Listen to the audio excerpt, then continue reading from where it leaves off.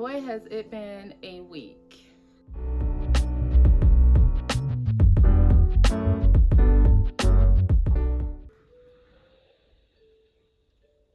So in today's video, I'm going to give you a 2-month update on little Coco here and myself, and a little bit on what's going on here in Texas. So for those of you who don't know, Texas is in the middle of a winter storm like we have never seen before. I've been in Texas for about 16 years and I have never seen what I am seeing right now.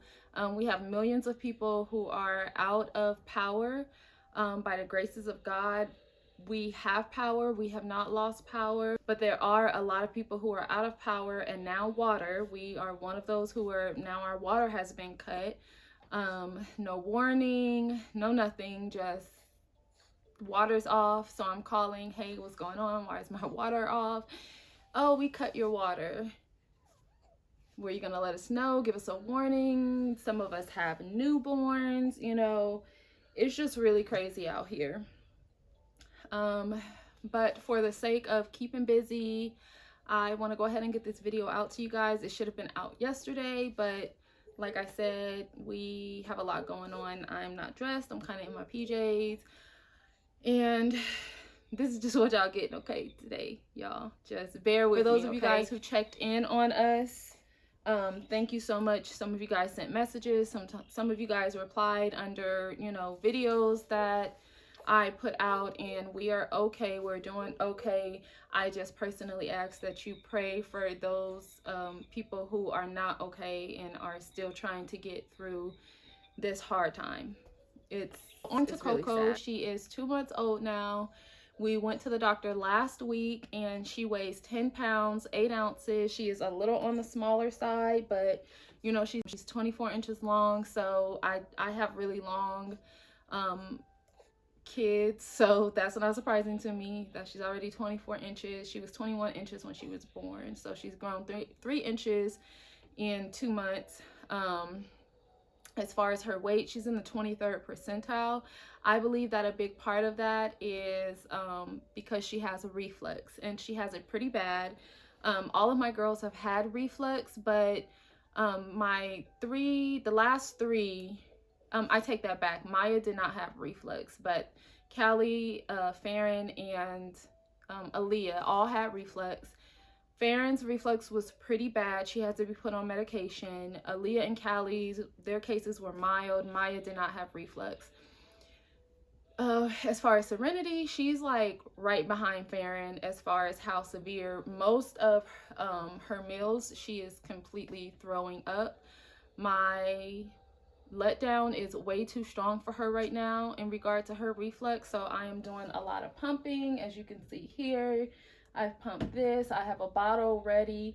I'm pumping to feed her through the bottle. One, to make sure that she's getting a full 3 to 3.5 ounces per feeding, and the other is so I can control the flow and how much she's getting. You know, I try to stop after every ounce and burp her so that the gas is not as severe, because she's been in a lot of pain.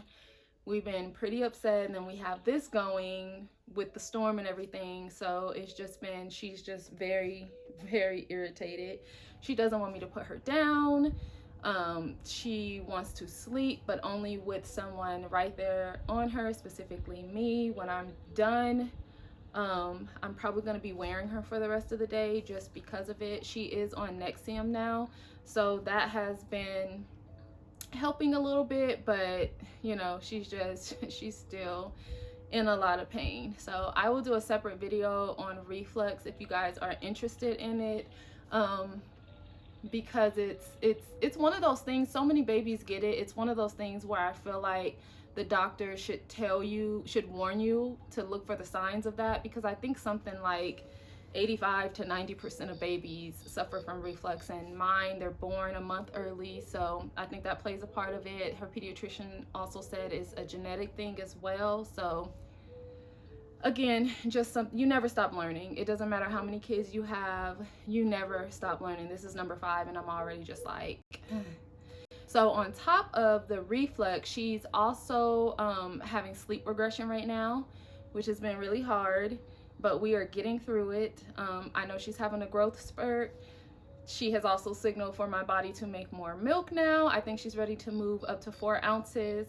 I am back to like the beginning of when my milk first came in, where after 3 hours, 2.5, 3 hours, like my breasts are just engorged and I'm having to pump, if not to feed her, just to relieve some of the pressure that's on my breast. I swear it's like like the milk just came in all over again.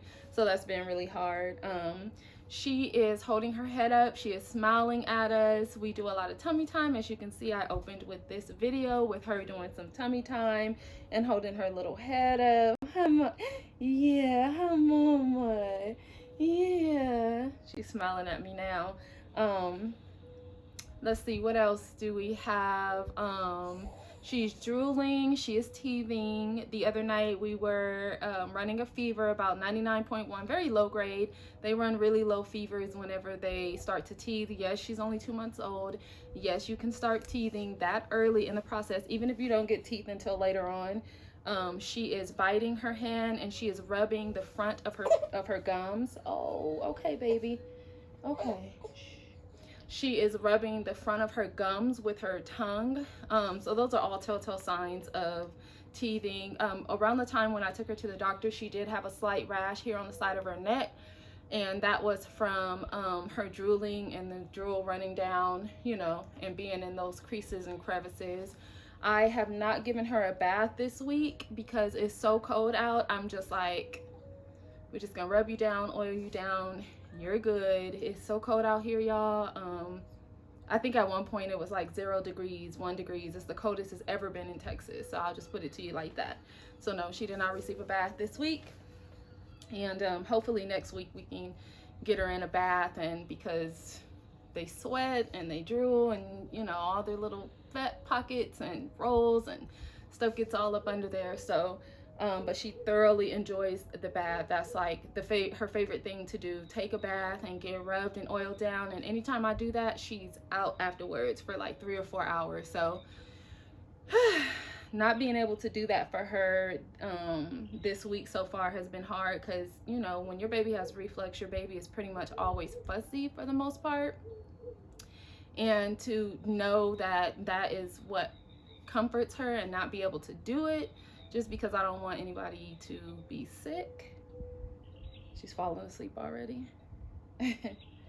It's been hard for me not to be able to do that for her.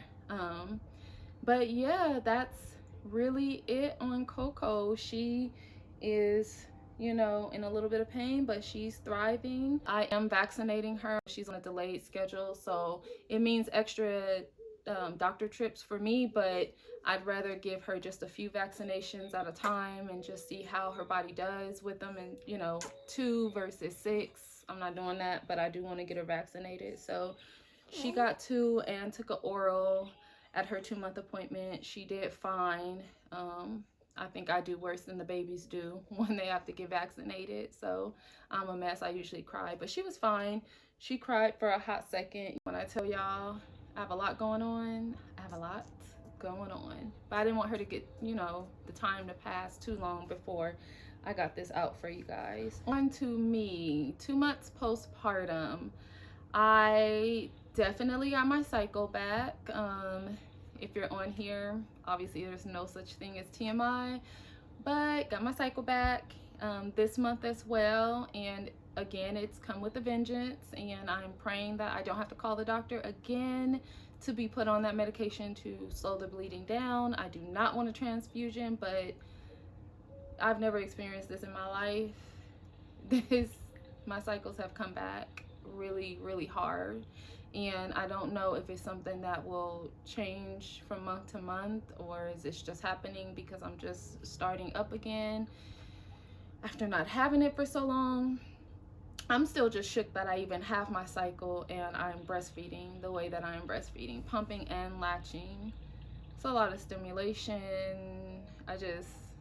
Really, I'm mad about it, okay? Really, I'm mad about it. As far as my scar is healing really well. I'm still pretty numb at the scar site, and after 3 C-sections, I now know that that's not going anywhere.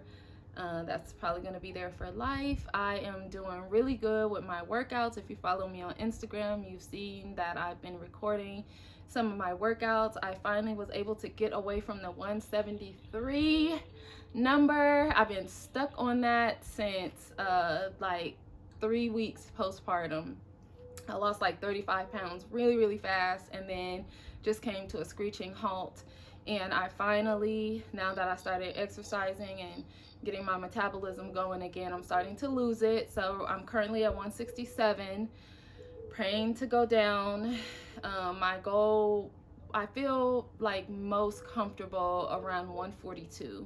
That's where I am most comfortable. So that's where I'm trying to get down to. And this go around, I decided to actually pay attention to the scale. I usually say I don't want to look at that number, it gets discouraging, but I want to hold myself accountable, and I want to feel more healthy and comfortable within my own skin. I want to see that number going down, and that's just what I want to do this go round. So there's that. My diet has been really good. I've been eating more. For a while, I was not eating enough at all, and I also know that that is probably why I came to a halt as far as losing the weight, because when you don't eat, your body starts to store fat because it doesn't know when the next time, you know, it's gonna get fed. So my postpartum depression, I've been managing that really well. I haven't started therapy yet, which is also what I want to do as a part of my treatment for it. I know it helps. I've done it in the past, and I feel like I get better results when I do my medication and my therapy. I don't even know if I've even updated you guys that I had started Zoloft for my postpartum depression. I'm not sure, but if I didn't, I started Zoloft for my postpartum depression. I've used it in the past. It's worked really well. Like I said, I like the combination of medication and therapy. I am not doing the therapy right now, but I am maintaining well on the medication part of it, and I don't feel like I need to go up. We started at 25 milligrams, and I don't feel like I need to go up, and I don't feel like I'm ready to taper off yet. So I'm like right in that sweet spot. So I think that's it, guys. We are all safe. We are all doing well. I'm hoping that her reflux will ease up soon. She will grow out of it. Also want to try a chiropractor, because I was told that getting chiropractic work done on the baby can help with reflux. So yeah, I am going to end this video right here because she's starting to get a little antsy, a little upset. She probably needs a diaper change. I'm pretty sure it's time for her to feed again. So Coco is pretty annoyed, but I want to like let you guys see her get up close.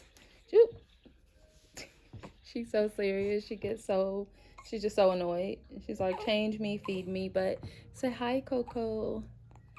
Say hi. Don't forget to like this video, subscribe to the channel if you haven't already, and I'll see you guys in the next one.